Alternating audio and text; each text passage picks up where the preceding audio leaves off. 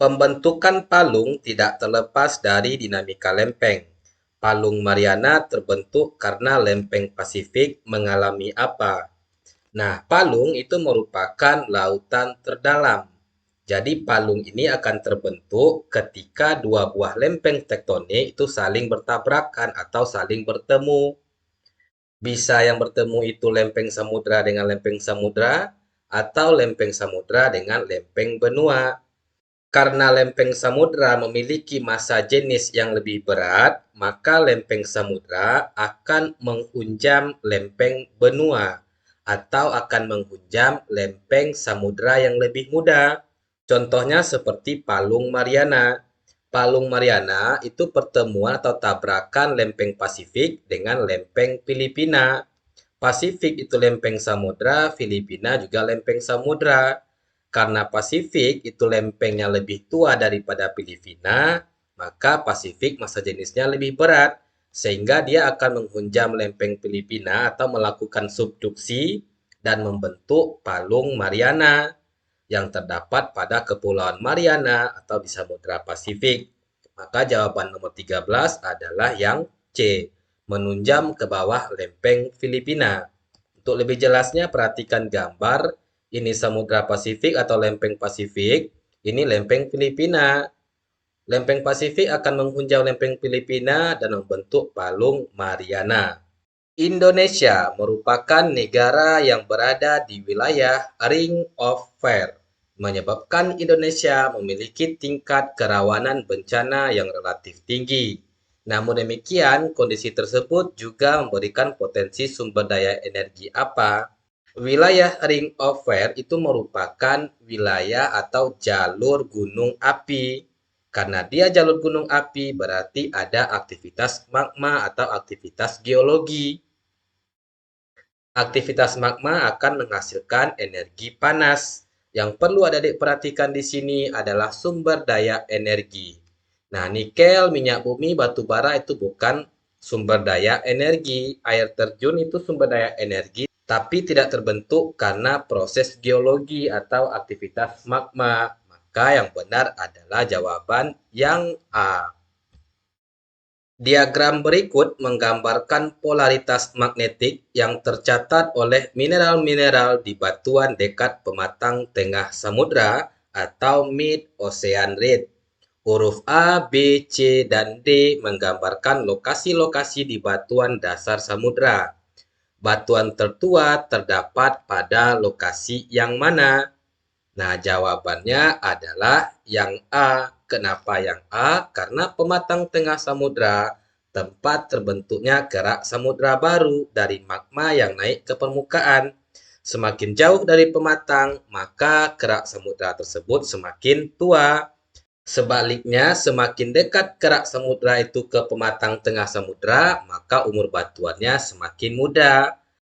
Pada gambar berikut ini, penampang yang paling tepat atau gambar yang paling tepat yang menjelaskan arus konveksi mantel yang terbentuk di bawah suatu hotspot. Nah, kalau adik-adik perhatikan gambar, pilih yang ada panah naik dari bawah ke atas, lalu menyebar ke samping, itulah yang menggambarkan hotspot dengan benar atau arus konveksi. Sekarang adik-adik perhatikan gambar ini, pola arus konveksi pada gambar sama dengan pola yang terjadi pada yang gambar B. Jawablah pertanyaan ini berdasarkan gambar berikut. Nah, ini ada gambar sungai. Di muara sungai juga menunjukkan fenomena bentukan yang khas. Lingkungan pengendapan yang terletak di muara sungai dinamakan delta. Jawaban yang D. Nah, delta itu adalah endapan yang terbentuk di muara sungai, tempat sungai bertemu dengan laut, danau, atau perairan tenang lainnya. Nah, ini laut, ini merupakan delta. Sedangkan yang ini merupakan speed. Speed itu sedimentasi atau endapan memanjang dari pantai ke laut. Jawablah pertanyaan ini berdasarkan gambar berikut.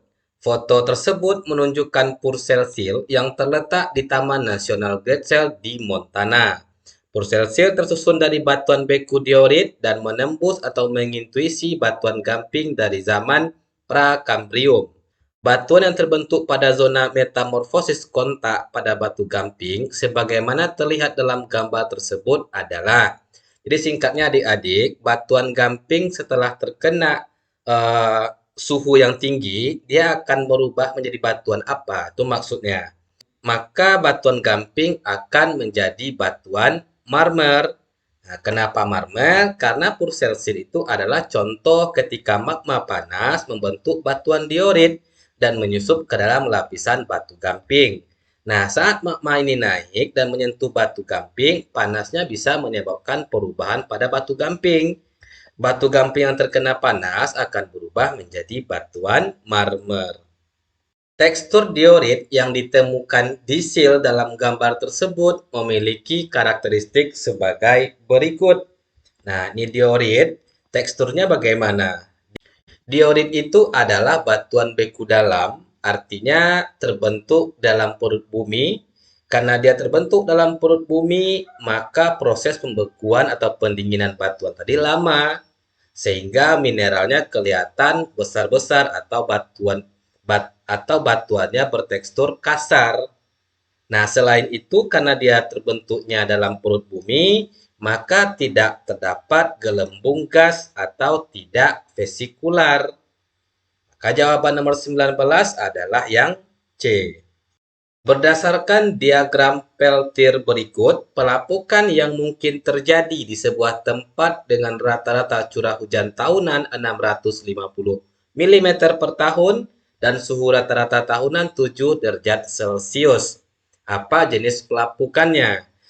Adik-adik, ini tidak payah, tinggal adik-adik hubungkan saja temperatur dengan rata-rata curah hujannya. Nah, temperatur itu kan 7 derajat Celcius, maka kira-kira di sini.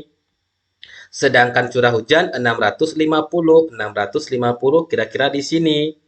Nah, maka kalau kita tarik garis, maka dia ketemunya di sini. Dapatlah jawabannya yang C. Apa itu yang C? Yang C itu adalah pelapukan kimia sedang dengan pengaruh pembekuan atau frost action. Oke, sampai soal nomor 20 dulu. Sebelumnya saya mohon maaf karena belum bisa membahaskan secara keseluruhan karena ada aktivitas lain yang harus saya kerjakan di siang harinya.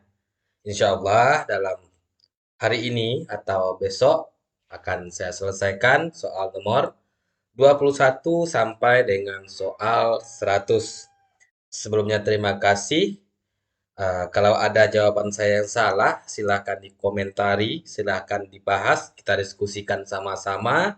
Dan jangan lupa di komen berapa jawaban yang benar dari 20 soal yang